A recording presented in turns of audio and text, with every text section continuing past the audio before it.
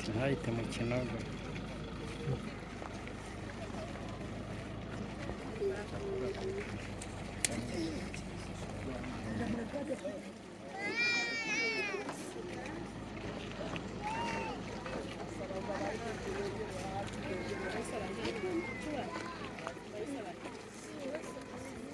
none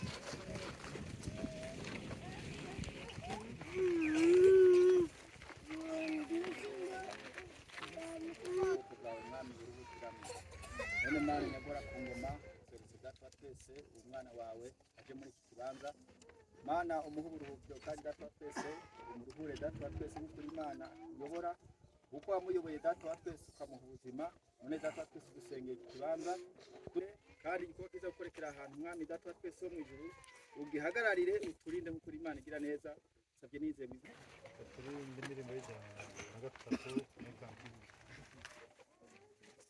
Yesu ni Yesu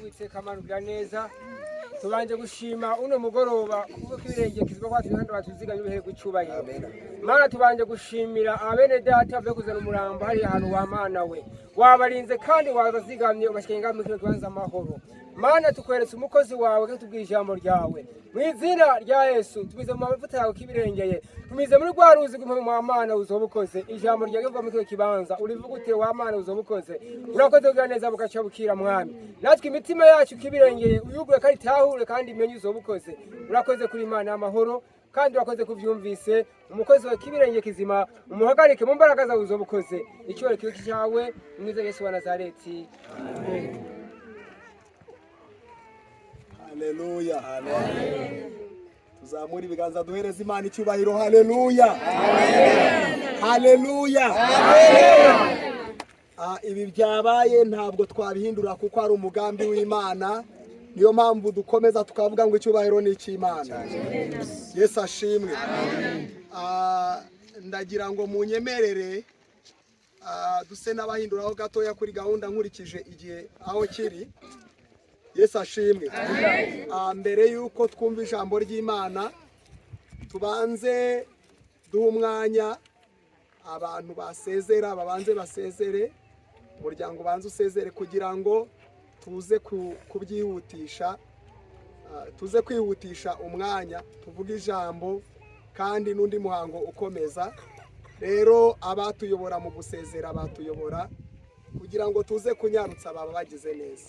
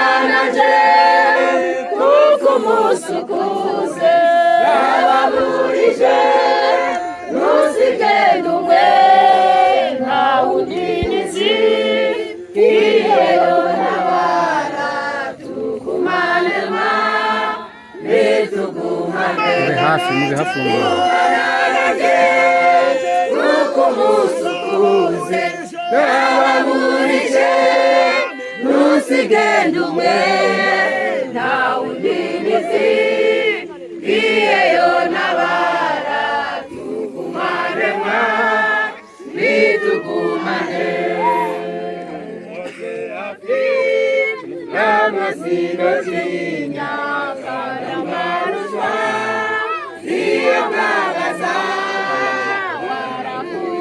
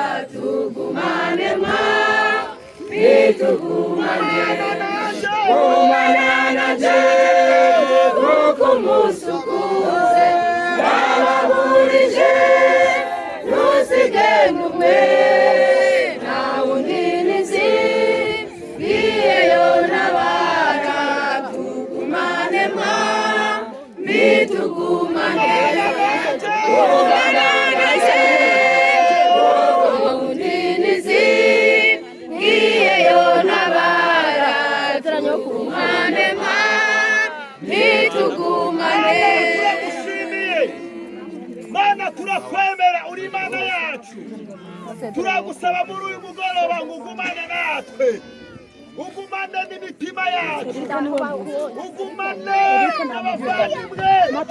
Mana ugumane natwe, niwe ufite ubure rizima, niwe ufite amagambo mazima, niwe ufite keya, niwe watwitaho. Amen. Yesu nashimwe. Dusome mu rwandiko Pawulo yandikiye itorero ry'i Tesalonike, igice cya 4 duhere ku murongo wa 18 dukomerezeho n'igice cya 5. Biraza kuba byiza abantu batuje nk'uko mwatuje, n'abandi batuze twumva ijambo ry'Imana.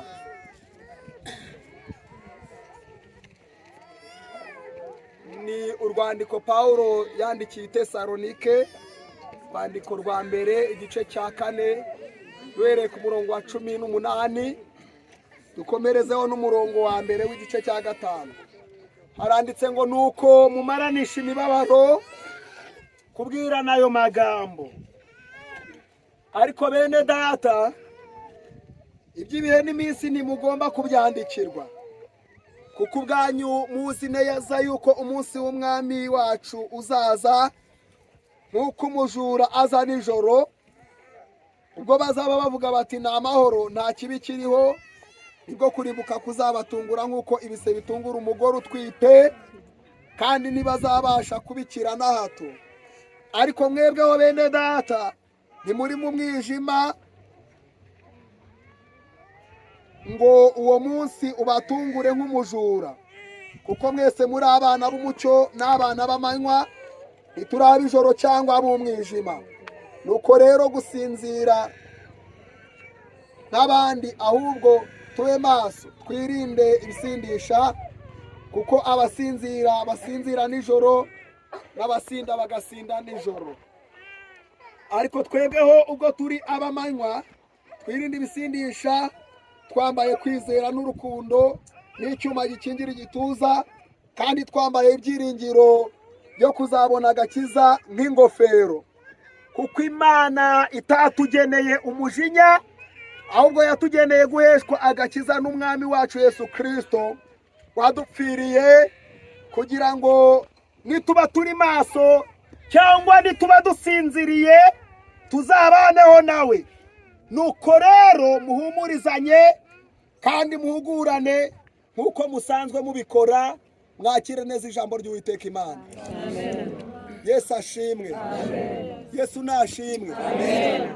Turi hano dusezera ku mubyeyi wacu, kandi ntabwo ari agashya, ntabwo ari uwa mbere si n'uwa nyuma, kuko iyi ni inzira twese tuzanyuramo. Pawulo yandikiye Abatesalonike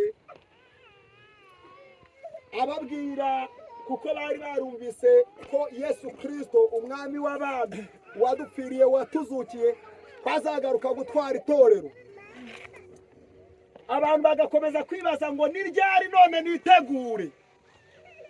Yaba ashigaje imyaka 7 ngo imyaka 5 ngende mbe nibamo cyangwa mbe nsambanamo mbe ngenda mbe nkora ibyaha bitandukanye sigaza 2 yo kuzihana. Ese wamenyera ari umwaka uzaza ngo noneho uyu nguyu ngwinezezemo ngende nkora ibyaha bihagije ariko umwaka utaha nzakizwe. Paulo arababwira ngo mwebweho ntabwo ari ngombwa kw'iby'ibihe mbibabwira kuko ijambo ryarabisobanuye kandi mwararibwiwe mwabwiwe ko azaza atunguranye nk'uko umujura aza.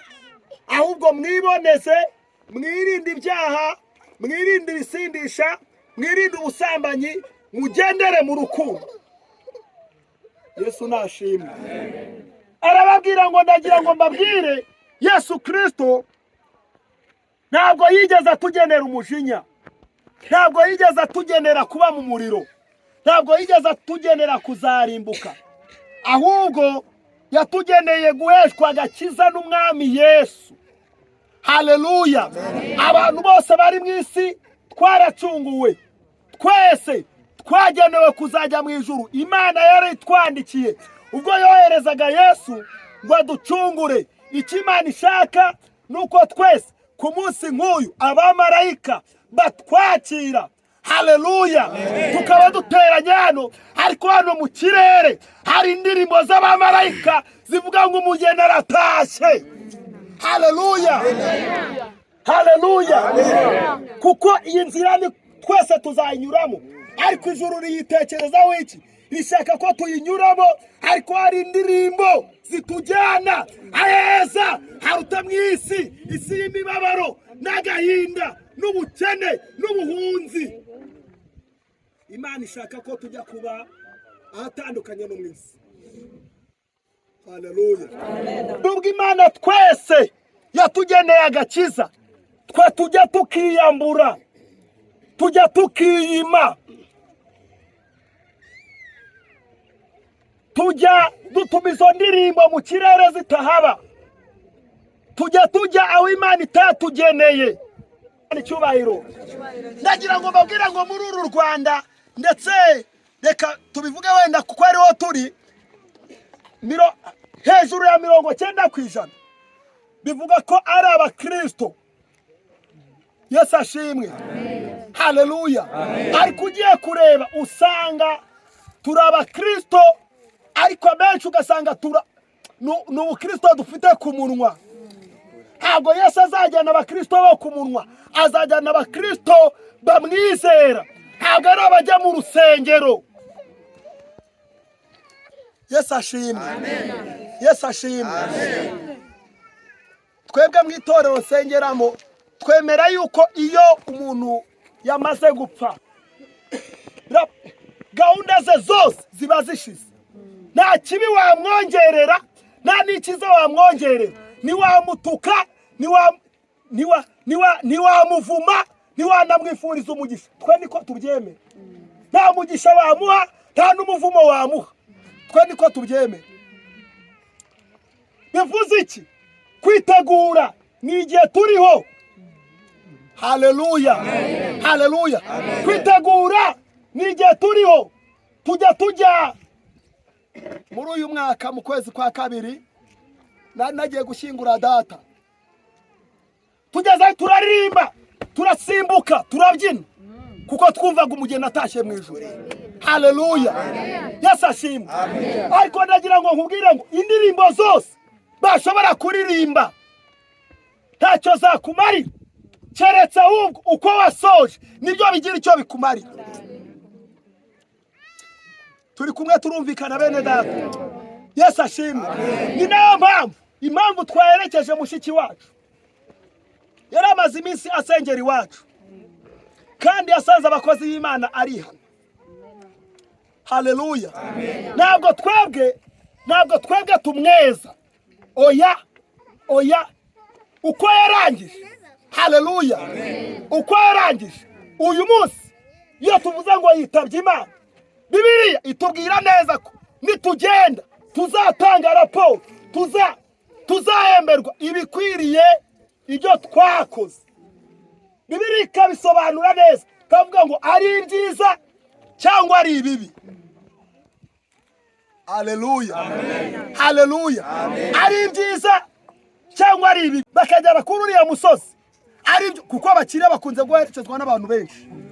Turumvikana? Turi kumwe? Ariko kuba baherekezwa n'abantu benshi no kujya mu ijuru biratandukanye. Kuba abantu baguherekeje n'ubutunzi bwinshi no kujya mu ijuru biratandukanye. Kandi no kuba baguherekeje n'ubutunzi bukeya no kujya mu ijuru ntaho bihuriye. Haleluya. Haleluya.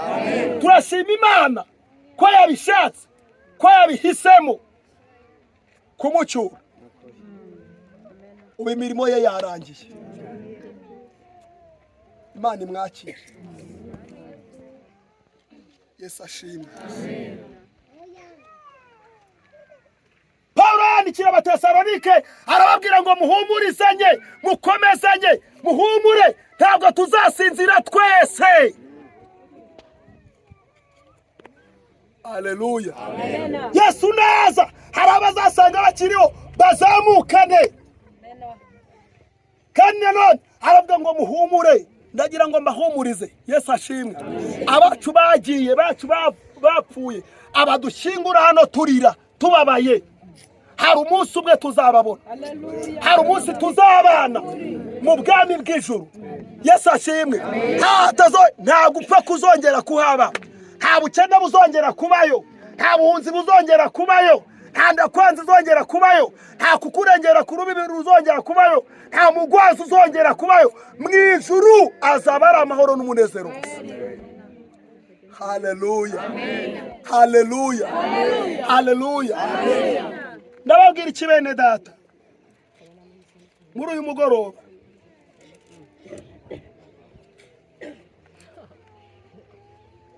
jambo ravuga ngo nuko rero muhumurizanye kandi muhugurane nk'uko musanzwe mubikora. Tujya tuza hano tugahumurizanya ariko ntiduhugurane, tugahumurizanya ariko ntitugire gute, tukakubwira ngo ihangane ariko ntitukubwire ngo ukora ibyiza nawe uzajya mu ijuru. Ariko dukwiye kukubwira ngo humura, humura, humura, nawe ukora neza uzajya mu ijuru. Ariko duhera kubwira abantu humura, humura uzabaho neza. Oya, mujye munababwira ngo nahumure, ariko munamubwire ngo uyu uko agiye nawe byanze bikunze kuzagenda, uzagenda ute? Haleluya. Haleluya. Ni itegeko twese tuzagenda. Ndabifuriza ko umunsi wawe nugenda nanjye nzagenda. Ndabifuriza ko umunsi wawe nupfa nanjye nimpfa nzasinzira. Yesu ashimwe. Mu ijuru hazaba impundu bakavuga ngo umugeni aratashye. Haleluya. Haleluya. Nzajya kumurika ibyo nakoze byiza. Yesu nashimwe. Apana ibyo nakoze mu rusengero, apana kuba nitwa pastor, nashobora kwitwa pastor ijuru sindijemo. Nashobora kuba maze imyaka myinshi mu itorero ijuru sindijemo. Haleluya. Ariko we n'umutima wawe urabizi neza. Tugize amahirwe mukecuru agiye imyaka y'ubukure yarayigejeje. Haleluya. Rero ntabwo tuzi ngo azakurikira wone, ntabwo turi buze kubara ngo tuvuge ngo umuntu uri hano ngo mukuru kuruta abandi ni ukurikiraho. Ntabwo ariko bimeze. Wasanga ari jewe, wasanga ari wowe. Tunganya, tunganya, tunganya. Nyuma y'ubu buzima hari ubundi buzima. Nyuma y'ubu buzima hari ubundi buzima. Haleluya. Reka ubuzima dufite tubukoreshe kugira ngo dushake ijuru. Bwirira mugenzi wangu ubuzima ufite ubukoreshe mu gushaka ijuru. mubwire ngo ubuzima ufite, mubwire ngo ni igishoro. Haleluya, haleluya. Ndagira ngo dusenga Imana, ariko ndakubaza, ese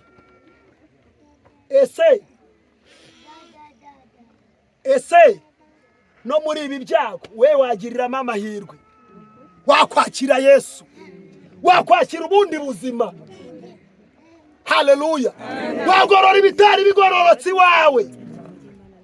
Niba wari zamura ikiganza ngo usengere,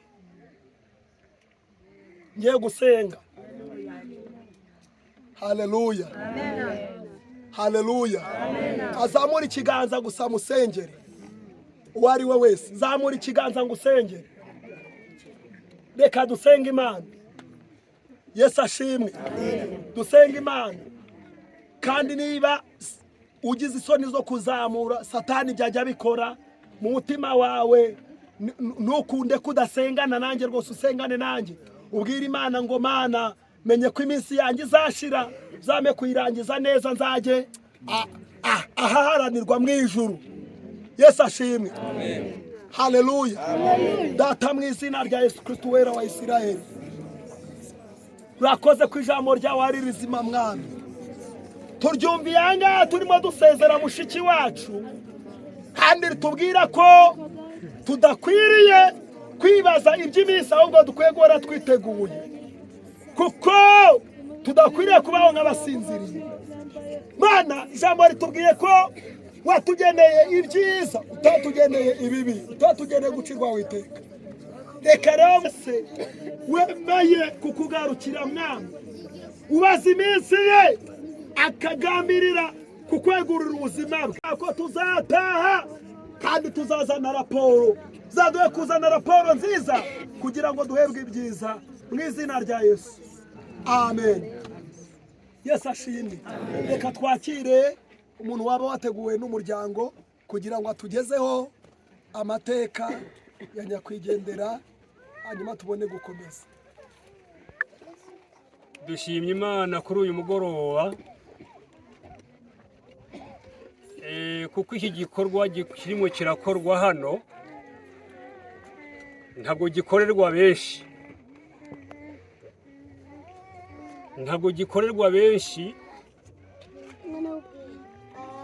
abantu benshi baza hano barangiriza hano, ariko iki gikorwa ntabwo gikorerwa uwo ari we wese ngo nuko yavuye mu mwuka. Hariho abava mu mwuka bagashingurwa ukuntu kwabo bisangije, ariko uyu mwanya tumaze hano umwanya twumva indirimbo zo guhimbaza Imana. Twumvise uwashimye Imana avuga ngo Yesu niwe naronkeyemwe amahoro hehe umutima. Hakurikiye ku ijambo ry'Imana. Nicyo gituma mvuze ngo ibi ntibikorerwa benshi. None rero ubwa mbere mbanje gushimira abantu bakoraniye ngaha hantu baje guherekeza uyu muvyeyi wacu. Ibyo ndabibashimiye kuko mwagize ubwitange. Hariho n'abacumukuye cyane bakoresheje izabo mbaraga kugira ngo turonke aho dushingura uyu muntu. Ibikorwa barimwo barakora nk'uko uriya mupasitori yavuze, niba bikora neza bagatunganya n'imitima yabo n'ingeso zabo, bazobihemberwa mu bwami bwo mu ijuru. Nuko rongere ngo mvuge kuri uyu muvyeyi wacu. Izina ryiwe bamwita Kazangazanga Merita. Uyu turamuzi nk'umuvyeyi yagize ikimazi mu muryango. Yaraje gushaka mu muryango, umushinganaye wiwe yitavye Imana Bukuru François. Ahageze mu Kirundi wacu tuvuga ngo yareze nk'amasaka. Uyu muvyeyi nta jisho ribi yagize mu muryango canke mu bantu baje bazanywe n'umushinga ntahe wiwe, kandi yashatse mu muryango munini, icyo bita urugari. Yashatse mu muryango munini, ariko muri uwo muryango yashatsemwo nta mateka mabi twari bwumve avuga kuri Kazangazanga Merita. Nakuze ndamubona, kuko igituma ndabivuga ko ndamuzi, umutama wiwe ni muvyara wanje, kuko mama avuka muri uyu muryango. Mama mbyara avuka muri uyu muryango Kazangazanga yashatsemo. Niyo gituma ibitari bikeya byiwe ndabizi. Yabaye intwari, umutama we yitavye Imana mu 2000. Yabaye intwari arera abana, abashoboye kwiga bariga bararangiza, abatashoboye kwiga na barabarera arabakuza, bamwe barashaka, yasigaranye umwana umwe atari bwashake. Yabaye intwari yo kwisigarana abana. Mu 2000 habaye icyago cy'inzara gikomeye, abantu iyo nzara yo mu 2000 abantu bari mu ikomene ya Bugabira barayizi. Nta bana biwe ngo nuko yasigaye atagira umufasha, nta bana be bagiye kwiba cyanke ngo babe mayibobo. Urumva rero ko yabaye intwari mu muryango. Hanyuma turabaho, igihugu kiranduruka kigira amagume, naho nyine abana bamwe barazananye, abandi basigara mu Burundi. Nongaha ahantu turi ngaha mu nkambi Kazangazanga Merita sinigeze numva nkuko namwumva mu Burundi, naho twari twegeranye amavirage atandukanye, yabanje kwa Mahama ya kabiri hariya. Sinayumgize numva ingeso mbi zamubaye ko ngo nuko yaje mu buhungiro. Rero uyu muvyeyi wacu intahe ndimo ndamushingira, naserukiye umuryango, burya nuko tuvugira rimwe n'iyindi miryango yo mushingira iyo ntahe, ko yagize umubano mwiza mu muryango. Burya nkuko mubizi, umugore ashatse mu muryango munini akabubamwo, akabubyariramwo abahungu n'abakobwa, ntagire icyo yagirizwa, uwo muryango mwitwe intwari. None rero yararwaye iminsi atari mike, none hagezeho ku munsi wa hirya y'ejo ava aritaba Imana. Rero ikintu kitunejereje nuko yitavye Imana, twumvise ko hari itorero yasengeramwo rimushingiye intahe, ko ari umukristo wabo. Twebwe natwe mu ishengero ry'iwacu iyo umuntu yitavye Imana, ibi bavuze nako turabivuga, baririmba n'amajambo y'Imana akavugwa. Rero ivyo nivyo ndamushingiye nk'intahe nserukira uyu muryango, kuko yabaye umugwaneza mu muryango, atacyo yagawe kugeza n'ubu arinze asozera, atacyo twumvise kimugaweko. Ivyo umwana w'umuntu adashobora kumenya nibiri imbere mu mutima, ariko bariya kuko bari bamaze iminsi babana nawe, babona imyitwarire yiwe, babona nkumbure n'imyumvire yiwe kubijyanye n'itorero. Nuko rero reka ngarukirize ngaha, twateguye n'uyundi muntu wo muri twebwe aha mu muryango ashobora gushishikara no kuvuga ubuzima bwiwe. Singomba kubimuvuga, arabivuga nawe, mwanya ni gwiwe. Murakoze. Shima Imana kuri abene data badufashije iki gikorwa. Imana ibahe umugisha. Namwe nashimira abantu badufashije iki gikorwa, ndavuze nti Imana ibahe umugisha. Abantu twiribanye kuva mu gitondo, tuvuyemo ngaha mu masaa 8. Rero uyu mubyeyi wacu nk'uko umushingantahe mwarimu abivuze ntawe yigeze agabwa mu muryango kandi yaba mu gisagara cy'umuryango kandi nawe asize igisagara cy'umuryango.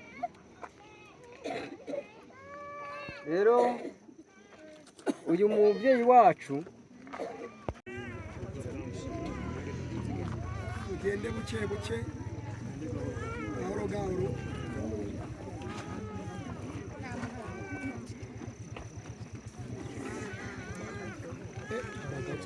turirimbe indirimbo y'amajana 211 muri kampike kugira ngo bikunde abakora ibikorwa babandanye babikora.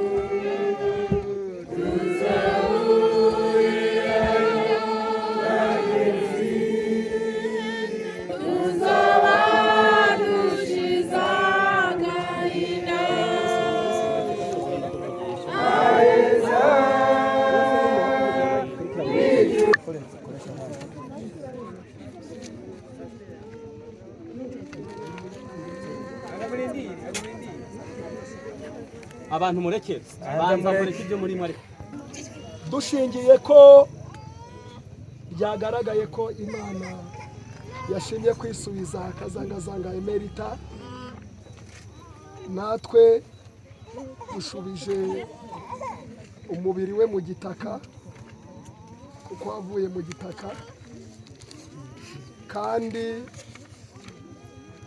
umwuka we nawo tuwohereje ku Mana yamutanze. Twiteguye neza kandi dutegerezanyije amatsiko umuzuko we, ubwo Yesu Kristo azerekanwa agarutse kugira ngo twese umuntu wese ahembwe imirimo ye bijyanye n'ibyo yakoze. Imana imwakire. Umuryango noneho wasezera.